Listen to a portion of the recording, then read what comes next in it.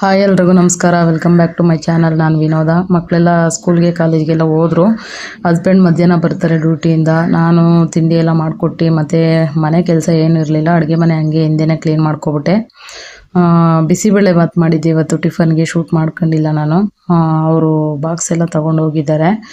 ಮತ್ತು ಸಂಜೆ 5 ಗಂಟೆವರೆಗೂ ನನಗೇನು ಕೆಲಸ ಇಲ್ಲ. ಅಡುಗೆ ಮನೆ ಕ್ಲೀನಿಂಗ್ ಎಲ್ಲ ಆಗೋಗಿದೆ ಇವತ್ತು. ಹಾಗಾಗಿ ಹಂಗೆ ಕ್ಲೀನ್ ಮಾಡ್ಕೊಂಡೇ 8:30ಗೆ ಬಟ್ಟೆ ಹಾಕಿದ್ದೆ ನಾನು. ಬಟ್ಟೆ ಒಣಗಾಕೋಣ ಅಂತ ಮೇಲಕ್ಕೆ ಬಂದಿದ್ದೀನಿ ಇವಾಗ. ಬಟ್ಟೆ ಒಣಗಾಕ್ಬಿಟ್ಟು ಮತ್ತೆ ಕೆಳಗಡೆ ಹೋಗಿ ನೋಡಿ, ಇವತ್ತು ಯಾಕೋ ಸಿಕ್ಕಾಪಟ್ಟೆ ಮೋಡ, ನೀರು ಕಾಯ್ತಾ ಇಲ್ಲ ಸೋಲಾರಲ್ಲಿ. ಹೀಟ್ರ್ ಹಾಕ್ಕೊಂಡು ನಾನು ಫ್ರೆಶ್ ಅಪ್ ಆಗಬೇಕು. ಇವಾಗ ಬಟ್ಟೆ ಒಣಗಾಕ್ಬಿಟ್ಟು ಬಂದು ಸ್ವಲ್ಪ ವಿಡಿಯೋ ಎಡಿಟ್ ಮಾಡೋದಿತ್ತು, ಅದನ್ನು ಮಾಡಿಬಿಟ್ಟು ಇವಾಗ ಅದನ್ನು ಎಕ್ಸ್ಪೋರ್ಟ್ ಕೊಟ್ಬಿಟ್ಟು ಮೇಲೆ ಬಂದಿದ್ದೀನಿ. ಬಟ್ಟೆ ಎತ್ಕೊಂಡು ಹೋಗ್ಬಿಡೋಣ ಅಂತ ಅಂದ್ಬಿಟ್ಟು. ಅಂದರೆ ಮಳೆ ಬರೋಂಗಿದೆ. ಸ್ವಲ್ಪ ಹೆಂಗೋ ಮಿಷಿನ್ಗೆ ಹಾಕಿದ್ರೆ ಸ್ವಲ್ಪ ಡ್ರೈ ಆಗಿರುತ್ತಲ್ಲ, ಆಚೆ ಹಾಕಿದ್ರೆ ಸ್ವಲ್ಪ ಪೂರ್ತಿ ಒಣಗುತ್ತೆ. ಹಾಗಾಗಿ ಒಣಗಿದೆ ಅಂತ ಅಂದ್ಬಿಟ್ಟು ಎತ್ಕೊಂಡು ಹೋಗಿ ಬಂದೆ. ಮತ್ತು ಮಧ್ಯಾಹ್ನ ಸ್ವಲ್ಪ ರೆಸ್ಟ್ ಮಾಡಿ, ವಿಡಿಯೋ ಎಡಿಟ್ ಮಾಡಿ ಅಪ್ಲೋಡ್ ಮಾಡಿ ರೆಸ್ಟ್ ಮಾಡಿ ಈಗ ಮತ್ತೆ ಸಂಜೆ ಆಗಿದೆ. ವಾಕ್ ಹೋಗ್ಬೇಕು ಇವಾಗ. ಇವತ್ತು ವಾಕು ಹೋಗ್ತಾ ಇಲ್ಲ, ಸ್ವಲ್ಪ ಕೆಲಸ ಇದೆ. ಮಕ್ಕಳೆಲ್ಲ ಬಂದು ಆಲ್ರೆಡಿ ಲಂಚ್ ಬಾಕ್ಸ್ ಎಲ್ಲ ತೊಳಿತಾ ಇದ್ದಾಳೆ ನಮ್ಮ ಕಾವ್ಯ. ಮತ್ತು ನಮ್ಮ ಸಂಜು ಊಟ ಮಾಡ್ತಾ ಇದ್ದಾನೆ. ಬಾನು ಬರ್ಕೊತಾ ಇದ್ದಾಳೆ ರೂಮಲ್ಲಿ. ಅವತ್ತು ನೈಟು ಮಸೊಪ್ಪು ಸಾಂಬಾರಿತ್ತು ಮತ್ತು ರೈಸ್ ಮಾಡಿ ಊಟ ಮಾಡಿ ಮಲಗಿದ್ದಾಯಿತು. ಮತ್ತು ಮಾರನೇ ದಿನ ಪಾತ್ರೆಗಳೆಲ್ಲ ತೊಳೆದು ಇಲ್ಲಿ ದಬಾಕಿರೋದು ಹಂಗೆ ಇದೆ, ಜೋಡಿಸಿಲ್ಲ. ಈಗ ಜೋಡಿಸ್ಕೊಂಡು ಕೆಲಸ ಶುರು ಮಾಡಬೇಕು. 5:45ಗೆ ಎದ್ದೆ ನಾನು. ನನ್ನ ಮಗ ಇನ್ನೂ ಮಲಗಿದ್ದಾನೆ. ನಾನು ನೋಡಿ ಇಲ್ಲಿ ಕೆಳಗಡೆ ಮಲ್ಕೊತೀನಿ. ನಮ್ಮ ಬಾನು ಆಲ್ರೆಡಿ ಎದ್ದು ಬ್ರಷ್ ಮಾಡ್ತಾಯಿದ್ದಾಳೆ ಸಿಂಕ್ ಹತ್ರ. ನಮ್ಮ ಕಾವ್ಯ ಇನ್ನೂ ಮಲಗಿದ್ದಾಳೆ. ನಾನಿವಾಗ ಇದರಲ್ಲಿ ಅಕ್ವಾಗಾರ್ಡಲ್ಲಿ ನೀರೆಲ್ಲ ಖಾಲಿಯಾಗಿತ್ತು, ಅದನ್ನು ಆನ್ ಮಾಡಿಕೊಂಡು ಪಾತ್ರೆಗಳೆಲ್ಲ ಜೋಡಿಸ್ಕೊಂಡು ಅಡುಗೆ ಮನೆ ನೀಟಾಗಿ ಸಜ್ಜೆ ಮೇಲೆಲ್ಲ ನೀಟಾಗಿ ಇನ್ನೊಂದು ಸಲ ಒರೆಸ್ಕೊಂಡು ಆಮೇಲೆ ಟಿಫನ್ ಶುರು ಮಾಡಬೇಕು. ನೋಡಿ ಇಲ್ಲಿ ರಾತ್ರಿ ತಲೆನೋವು ಅಂದ್ಬಿಟ್ಟು ಸ್ವಲ್ಪ ಮಲಗಿಬಿಟ್ಟೆ. ನನ್ನ ಮಕ್ಕಳು ತಿಂದ್ಬಿಟ್ಟು ಸಿಂಕಲ್ಲಿ ಹಂಗೆ ಹಾಕ್ಬಿಟ್ಟಿದ್ದಾರೆ. ನೈಟ್ ತೊಳೆದೇ ಇಲ್ಲ ಪಾತ್ರೆ, ಒಂದೆರಡೇ ಹಿಡಿದೆ. ಎಲ್ಲ ತೊಳೆದಿದ್ದೆ ನಾನೇ ಸಂಜೆ. ಮತ್ತು ಲಂಚ್ ಬಾಕ್ಸ್ ಎಲ್ಲ ಅವಳು ತೊಳೆದಿದ್ಲು. ಇವಾಗ ಪಾತ್ರೆ ಹಂಗೆ ಇದೆ, ಒಂದೆರಡು ಪಾತ್ರೆ ತೊಳ್ಕೊಂಡ್ರು ತಿಂಡಿ ಮಾಡಿ ಮಕ್ಕಳನ್ನೆಲ್ಲ ಕಳಿಸಿ ಇವತ್ತು ತಿಂಡಿಗೆ ವಾಂಗಿಬಾತ್ ಮಾಡ್ತಾಯಿದ್ದೀನಿ. ವಾಂಗಿಬಾತ್ ಅಂದರೆ ನಮ್ಮ ಕಾವಿನಿಗೆ ಸಿಕ್ಕಾಪಟ್ಟೆ ಇಷ್ಟ. ಸಂಜು ಸ್ವಲ್ಪ ಅಷ್ಟಕ್ಕಷ್ಟೇ. ಬಾನು ಯಾವ್ದು ಕೊಟ್ಟರು ತಿಂತಾಳೆ. ಅವಳಿಗೆ ಚೆನ್ನಾಗಿ ಅಭ್ಯಾಸ ಆಗಿಬಿಟ್ಟಿದೆ, ಯಾವ್ದು ಕೊಟ್ಟರು ತಿಂತಾಳೆ, ಬಿಸಾಕಲ್ಲ. ಅಂದರೆ ತರಕಾರಿನೇ ಆಗಲಿ ಇನ್ನೊಂದೇ ಆಗಲಿ ಬಿಸಾಕಲ್ಲ. ಸಾಂಬಾರು ಅಷ್ಟೇ, ಯಾವ್ದು ಕೊಟ್ಟರು ನಂಗೆ ಇದೇ ಇರಲಿ ಅಂತ ಅಂದ್ಬಿಟ್ಟು ಅನ್ನ ಸಾಂಬಾರೇ ಜಾಸ್ತಿ ಇಷ್ಟಪಡ್ತಾಳೆ. ಅದೇ ಬೇಕಿದೆ ಬೇಕು ಅಂತ ಕೇಳಲ್ಲ. ಹಾಗಾಗಿ ಇವತ್ತು ವಾಂಗಿಬಾತ್ ಮಾಡ್ತಾಯಿದ್ದೀನಿ. ನಮ್ಮ ಕಾವಿನ ಫೇವ್ರೇಟ್ ಇದು ವಾಂಗಿಬಾತು. ಈಗ ಬದನೆಕಾಯಿ ಎಲ್ಲ ನೀಟಾಗಿ ಸಣ್ಣ ಸಣ್ಣಗೆ ಹಚ್ಕೊತಾ ಇದ್ದೀನಿ. ಅಂದರೆ ವೈಟ್ ಬದನೆಕಾಯಿ ಬರುತ್ತಲ್ಲ, ಆ ಥರದ್ದು ತೊಗೋಬೇಕು. ಇಲ್ಲಿ ಒಂದೇ ಒಂದು ಟೊಮೊಟೊ ಹಾಕ್ತಾಯಿದ್ದೀನಿ. ಸ್ವಲ್ಪನೇ ಅಲ್ವಾ ಮಾಡ್ತಾಯಿರೋದು, ಒಂದು ಟೊಮೊಟೊ ಹಾಕ್ತಾಯಿದ್ದೀನಿ. ಇದಕ್ಕೆ ಕಹಿ ಬರಬಾರ್ದು ಅಂದರೆ ಒಂದು ಟೊಮೊಟೊ ಹಾಕ್ತೀನಿ ನಾನು. ಬೇರೆಯವರೆಲ್ಲ ಯಾವ ರೀತಿ ಮಾಡ್ತಾರೋ ನನಗೆ ಗೊತ್ತಿಲ್ಲ. ನಾನಂತೂ ಟೊಮೊಟೊ ಇದಕ್ಕೆ ಯೂಸ್ ಮಾಡ್ತೀನಿ. ಟೊಮೊಟೊ ಯೂಸ್ ಮಾಡಿದ್ರೆ ಸ್ವಲ್ಪ ಟೇಸ್ಟು ಡಿಫ್ರೆಂಟ್ ಆಗುತ್ತೆ, ಕಹಿ ಸ್ವಲ್ಪ ಕಡಿಮೆ ಆಗುತ್ತೆ ಅನ್ನೋದಕ್ಕೋಸ್ಕರ ಟೊಮೊಟೊ ಯೂಸ್ ಮಾಡ್ತೀನಿ ಅಷ್ಟೇ.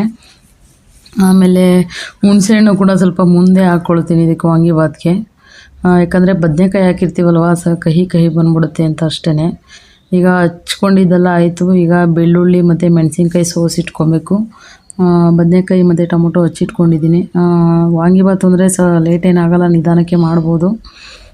ಹಾಗಾಗಿ ನಿಧಾನಕ್ಕೆ ಮಾಡ್ತಾಯಿದ್ದೀನಿ. ಇನ್ನೂ ಟೈಮ್ ಆಗಿಲ್ಲ ಅವನಿಗೆ. ಅದು ಅಲ್ಲದೆ ಇವತ್ತು 5:45ಗೆ ಎದ್ದಿದ್ದೀನಿ. ಪರವಾಗಿಲ್ಲ, 5:45 ಅಟ್ಲೀಸ್ಟ್ 5:15 ಇದ್ರೂ ಆರಾಮಾಗಿ 7:25 ತಿಂಡಿ ಮಾಡಿ ಕಳಿಸ್ಬೋದು. ಈಗ ಬೆಳ್ಳುಳ್ಳಿ ಮತ್ತು ಮೆಣಸಿನ್ಕಾಯಿ ರೆಡಿ ಮಾಡಿ ಇಟ್ಕೊಂಡು, ಬೆಳ್ಳುಳ್ಳಿ ಜಜ್ಕೊಂಡಿದ್ದೀನಿ ಈ ಕಡೆ ರೆಡಿ ಮಾಡಿ ಇಟ್ಕೊಂಡಿದ್ದೆಲ್ಲ ಆದಮೇಲೆ ಹಂಗೆ ಹಾಲು ಕಾಯಿಸಿ ಸೈಡಲ್ಲಿ ಇಟ್ಟಿದ್ದೆ ನಾನು. ಅದನ್ನು ಗ್ಲಾಸ್ಗೆ ಹಾಕ್ಕೊಡೋಣ ಅಂತ ಅಂದ್ಬಿಟ್ಟು, ನಮ್ಮ ಬಾನು ಎದ್ದಿರ್ತಾಳಲ್ವ ಅವಳಿಗೆ ಕೊಟ್ಬಿಡೋಣ ಅಂತ ಅಂದ್ಬಿಟ್ಟು ಹಾಲು ಗ್ಲಾಸ್ಗೆ ಹಾಕಿ ಅವಳಿಗೆ ಕೊಡ್ತಾಯಿದ್ದೀನಿ. ಇವಾಗ ಎಲ್ರಿಗೂ ಒಂದೇ ಸಲ ಕೊಟ್ಬಿಡ್ತೀನಿ, ಆಚೆ ಇಟ್ಟಿರ್ತೀನಿ, ಅವರಿದ್ದ ಆಮೇಲೆ ಕುಡಿತಾರೆ. ಈಗ ವಾಂಗಿಬಾತ್ಗೆ ಒಂದು ಪ್ಯಾನ್ ಇಟ್ಕೊಂಡಿದ್ದೀನಿ ಗ್ಯಾಸ್ ಹಚ್ಚಿ. ಅದಕ್ಕೆ ಸಾಸಿವೆ ಕರಿಬೇವು ಖಾಲಿಯಾಗಿತ್ತು, ಸಾಸಿವೆ ಒಂದು ಹಾಕಿದ್ದೀನಿ. ಕರಿಬೇವು ಒಣಗೋಗಿದೆ, ಅದು ಹಾಕೋಕ್ಕೆ ಇಷ್ಟ ಇಲ್ಲ ನನಗೆ. ಅದಕ್ಕೋಸ್ಕರ ನಾನು ಹಾಕಿಲ್ಲ ಅಷ್ಟೇ. ನೀವು ಒಣಗಿರೋದು ಬೇಕಾದ್ರೆ ಹಾಕ್ಕೊಬೋದು, ಅದರಲ್ಲೂ ಜಾಸ್ತಿ ಇರುತ್ತೆ ಅಂಶಗಳೆಲ್ಲ. ಹಾಗಾಗಿ ಪೌಡ್ರು ಮಾಡಿ ಕರಿಬೇವನ್ನ ತಲೆಗೆ ಹಚ್ಕೊತಾರಲ್ಲ, ಆ ರೀತಿ ಅದರಲ್ಲೂ ಇರುತ್ತೆ ಇನ್ನೂ ಅಂಶಗಳು, ಬೇರೆ ಬೇರೆ ಅಂಶಗಳು. ಬೇಕಿದ್ದರೆ ಹಾಕ್ಕೊಳ್ಳಿ, ಬೇಡ ಅಂದರೆ ಸ್ಕಿಪ್ ಮಾಡಿ. ನಾನು ಹಸಿದಿದ್ದರೆ ಹಾಕ್ತೀನಿ, ಒಣಗಿರೋದು ಅಪರೂಪ ನಾನು ಯೂಸ್ ಮಾಡೋದು. ಹಾಗಾಗಿ ಈಗ ಎಣ್ಣೆ ಸಾಸಿವೆ ಕಡಲೆ ಬೀಜ ಕಡಲೆಬೇಳೆ ಹಾಕಿ ಬಿಟ್ಟಿದ್ದೀನಿ. ಇವಾಗ ಅದು ಸ್ವಲ್ಪ ಫ್ರೈ ಆಗಲಿ ಸಣ್ಣಗಿಟ್ಟಿದ್ದೀನಿ. ಆ ಹುಣಸೆಹಣ್ಣು ಸಪ್ರೇಟಾಗಿ ತಕ್ಕೊಂಡು ಅದು ಕಿವುಚ್ಕೊಳ್ಳೋಷ್ಟರಲ್ಲಿ ಈ ಕಡೆ ನೋಡೇ ಇಲ್ಲ ನಾನು. ಕಡಲೆ ಬೀಜ ಕಡಲೆಬೇಳೆ ಎಲ್ಲ ಜಾಸ್ತಿ ಸೀದೋಗೋ ಥರ ಆಗಿಬಿಟ್ಟಿದೆ. ಆಮೇಲೆ ನೋಡಿದೆ ಬೇಜಾರಾಯಿತು. ಆಮೇಲೆ ಇರಲಿ ಬಿಡು ಮಮ್ಮಿ ಪರವಾಗಿಲ್ಲ ಅಂತಿದ್ರು ಮಕ್ಕಳು. ಅದಕ್ಕೇನೇನೆ ಸ್ವಲ್ಪ ಹುಣಸೆ ಹುಳಿ ಎಲ್ಲ ಕಲಿಸ್ಕೊಂಡು ಇಟ್ಕೊತಾ ಇದ್ದೀನಿ. ಹಂಗೆ ಹಾಕು ಪರವಾಗಿಲ್ಲ ಅಂತಂದ್ರಲ್ವ, ಹಂಗೆ ಹಾಕ್ತಾಯಿದ್ದೀನಿ. ಬೆಳ್ಳುಳ್ಳಿ ಮತ್ತು ಮೆಣಸಿನ್ಕಾಯಿ ಎರಡೂ ಹಾಕಿ ನೀಟಾಗಿ ಅದನ್ನು ಫ್ರೈ ಮಾಡ್ಕೊಳ್ಬೇಕು. ಇಮ್ಮಿಡಿಯೇಟ್ಲಿ ನಾನು ಜಾಸ್ತಿ ಹೊತ್ತು ಬಿಡೋಕ್ಕೆ ಹೋಗಿಲ್ಲ. ಆಲ್ರೆಡಿ ಕಡಲೆ ಬೀಜ ಮತ್ತು ಕಡಲೆಬೇಳೆ ಸೀದೋಗೋ ಥರ ಆಗಿತ್ತಲ್ವ, ಹಂಗಾಗಿ ಜಾಸ್ತಿ ಹೊತ್ತು ಬಿಡಲಿಲ್ಲ. ಇಮ್ಮಿಡಿಯೇಟ್ಲಿ ನಾನು ಬದನೆಕಾಯಿ ಹೆಚ್ಚಿಟ್ಕೊಂಡಿದ್ನಲ್ಲ ಅದನ್ನು ಹಾಕ್ಬಿಡ್ತಾಯಿದ್ದೀನಿ. ಅದನ್ನು ನೀಟಾಗಿ ಎಣ್ಣೆಲಿ ಸ್ವಲ್ಪ ಬೇಯಿಸ್ಕೊಳ್ಬೇಕು. ಅಂದರೆ ಉಪ್ಪು ಹಾಕಿದ್ರೆ ಬೇಗ ಸ್ವಲ್ಪ ಬೇಯುತ್ತೆ. ಇದಕ್ಕೆ ಸ್ವಲ್ಪ ಪುಡಿ ಉಪ್ಪು ಸಹ ಹಾಕ್ಕೊಳ್ತೀನಿ ನಾನು ಇವಾಗ. ನೋಡಿ ಇಲ್ಲಿ ಒಂದು ಅಂದರೆ ರುಚಿಗೆ ತಕ್ಕಷ್ಟು ಹಾಕ್ಕೊಳ್ಳಿ ನೀವು ನೋಡಿಕೊಂಡು. ಇದೂ ಕೂಡ ಅಷ್ಟೇ ಎಷ್ಟು ಅಂತ ಹೇಳೋದಕ್ಕಾಗಲ್ಲ. ಹಾಗಾಗಿ ರುಚಿಗೆ ತಕ್ಕಷ್ಟು ಹಾಕ್ಕೊಳ್ತಾರೆ. ಅಂದರೆ ಅವರು ಕ್ವಾಂಟಿಟಿ ಮೇಲೆ ಹೋಗುತ್ತೆ ಇದು ಹಾಕ್ಕೊಳ್ಳೋದು, ಉಪ್ಪು ಹಾಕ್ಕೊಳ್ಳೋದು. ಈಗ ಎಲ್ಲ ಫ್ರೈ ಆದಮೇಲೆ ಲಾಸ್ಟಲ್ಲಿ ಬದನೆಕಾಯಿ ಮುಕ್ಕಾಲು ಭಾಗ ಫ್ರೈ ಆಗಿರಬೇಕು, ಆವಾಗಲೇ ಹಾಕಬೇಕು. ಟೊಮೊಟೊ ಹುಳಿ ಫಸ್ಟೇ ಹಾಕಿದ್ರೆ ಬದನೆಕಾಯಿ ಫ್ರೈ ಆಗಲ್ಲ, ಅದಕ್ಕೋಸ್ಕರ ಕಹಿನೇ ಆಗಿಬಿಡುತ್ತೆ ಜಾಸ್ತಿ ಅಂದ್ಬಿಟ್ಟು ಅದೆಲ್ಲ ಫ್ರೈ ಮಾಡಿಕೊಂಡೆ ಟೊಮೊಟೊ ಹಾಕಬೇಕು. ಇವಾಗ ಅದಕ್ಕೇನೆ ಸ್ವಲ್ಪ ಅರಶಿನ ಹಾಕಿ ಅದನ್ನು ಕೂಡ ಚೆನ್ನಾಗಿ ಫ್ರೈ ಮಾಡ್ಕೊಳ್ತಿದ್ದೀನಿ. ಬೇಕಿದ್ದರೆ ನೀವು ಇದಕ್ಕೆ ಗಟ್ಟಿ ಆದರೆ ಸ್ವಲ್ಪ ನೀರು ಕೂಡ ಹಾಕ್ಕೊಂಡು ಬೇಯಿಸ್ಕೊಬೋದು ನೀವು. ಅದು ನಾನು ಇಲ್ಲಿ ಆದಮೇಲೆ ಅದು ಫ್ರೈ ಮಾಡಿದ್ದೆಲ್ಲ ಆದಮೇಲೆ ಹುಣಸೆ ಹುಳಿನ ಹಾಕ್ಕೊಳ್ತಾ ಇದ್ದೀನಿ. ನಾನು ನೆನೆಸಿಟ್ಕೊಂಡಿದ್ನಲ್ಲ ಅದನ್ನು ಕಿವುಚಿಟ್ಕೊಂಡಿದ್ದೆ, ಅದನ್ನು ಹಾಕ್ಕೊಳ್ತಾ ಇದ್ದೀನಿ. ಅದನ್ನು ಹಾಕ್ಬಿಟ್ಟು ಇನ್ನೊಂದು ಸ್ವಲ್ಪ ನೀರು ಕೂಡ ಆ್ಯಡ್ ಮಾಡ್ಕೊಬೋದು. ಇಲ್ಲಿ ಜಾಸ್ತಿ ಆ್ಯಡ್ ಮಾಡ್ಕೊಬಾರ್ದು. ಸ್ವಲ್ಪ ನೀರಿದ್ರೆ ನಾವು ಪೌಡ್ರ್ ಹಾಕ್ತೀವಲ್ಲ ಆವಾಗ ಸ್ವಲ್ಪ ಕರೆಕ್ಟಾಗಿ ಆಗುತ್ತೆ ಅನ್ನೋದಕ್ಕೋಸ್ಕರ ನಾನು ಸ್ವಲ್ಪ ನೀರು ಹಾಕಿ ನೀರು ಥರ ಮಾಡ್ಕೊಳ್ತೀನಿ. ಯಾಕಂದರೆ ಪೌಡ್ರ್ ಹಾಕಿದ್ಮೇಲೆ ತೀರ ಗಟ್ಟಿ ಆಗಿಬಿಡುತ್ತೆ, ಅದಕ್ಕೋಸ್ಕರ. ಈಗ ಪೌಡ್ರೆಲ್ಲ ಹಾಕಿ ನೀಟಾಗಿ ಕಲಸಿದೆಲ್ಲ ಆದಮೇಲೆ ರೆಡಿ ಆಯಿತು. ಇವಾಗ ವಾಂಗಿಬಾತ್ ಗೊಜ್ಜು. ವಾಂಗಿಬಾತ್ ಪೌಡ್ರ್ ಇದೆ ಅಂತಲೇ ಅಂದ್ಕೊಂಡಿದ್ದೀನಿ. ಫ್ರಿಡ್ಜಲ್ಲಿ ನೋಡಿದ್ರೆ ಖಾಲಿ ಆಗಿಬಿಟ್ಟಿತ್ತು. ಆಮೇಲೆ ಹೋಗಿ ಆಲ್ರೆಡಿ ಟೈಮ್ ಆಗಿತ್ತು. ನನ್ನ ಮಗನಿಗೆ ಮಮ್ಮಿ ನಂಗೆ ಟೈಮ್ ಆಗಿದೆ ಅಂತಿದ್ದ, ಅದರಲ್ಲೇ ತರಿಸ್ಬಿಟ್ಟು ಹಾಕಿ ಮಾಡಿದ್ದಾಯಿತು ಅರ್ಜೆಂಟಾಗಿ.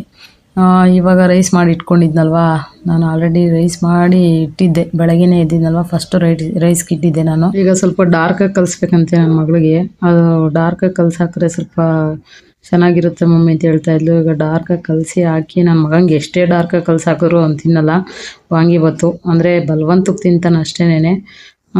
ಇದ್ದವರೆಲ್ಲ ತಿಂತೀವಿ ವಾಂಗಿಬಾತು ಅನ್ನೋಂಗಿಲ್ಲ, ಯಾವ್ದು ಕೊಟ್ಟರು ತಿಂತೀವಿ ಇದ್ದವರೆಲ್ಲ. ನನ್ನ ಮಗ ಸ್ವಲ್ಪ ಎಣಿಸ್ತಾ ಇರ್ತಾನೆ, ಅದು ಬೇಡ ಇದು ಬೇಡ ಅಂತ ಅಂದ್ಕೊಂಡು ಮಾತಾಡ್ತಾನೆ ಇರ್ತಾನೆ. ಮಾಡಿಕೊಟ್ಟಿದ್ದು ತಿನ್ಕೊಂಡು ಹೋಗಲ್ಲ. ಅವ್ನು ಕೇಳಿದ್ದೇ ಮಾಡಬೇಕು. ಅವ್ನು ಕೇಳಿದ್ದು ಮಾಡಿದ್ರೆ ಚಪಾತಿ ಮತ್ತು ಬರೀ ದೋಸೆ ಕೇಳ್ತಾನೆ ಜಾಸ್ತಿ. ಅದು ದೋಸೆ ಎಷ್ಟೊತ್ತು ಹೊಟ್ಟೆಗಿರುತ್ತೆ, ಹಾಗಾಗಿ ನಾನು ಜಾಸ್ತಿ ದೋಸೆ ಎಲ್ಲ ಮಾಡಲ್ಲ. ಇದಾಗಿತ್ತು ಇವತ್ತಿನ ವಿಡಿಯೋ. ಇಷ್ಟ ಆದರೆ ಲೈಕ್, ಶೇರ್, ಕಮೆಂಟ್, ಸಬ್ಸ್ಕ್ರೈಬ್ ಮಾಡೋದನ್ನು ಮರಿಬೇಡಿ ಅಂತ ಹೇಳ್ತಾ ಇವತ್ತಿನ ವಿಡಿಯೋನ ಎಂಡ್ ಮಾಡ್ತಾಯಿದ್ದೀನಿ. ನಮಸ್ತೆ.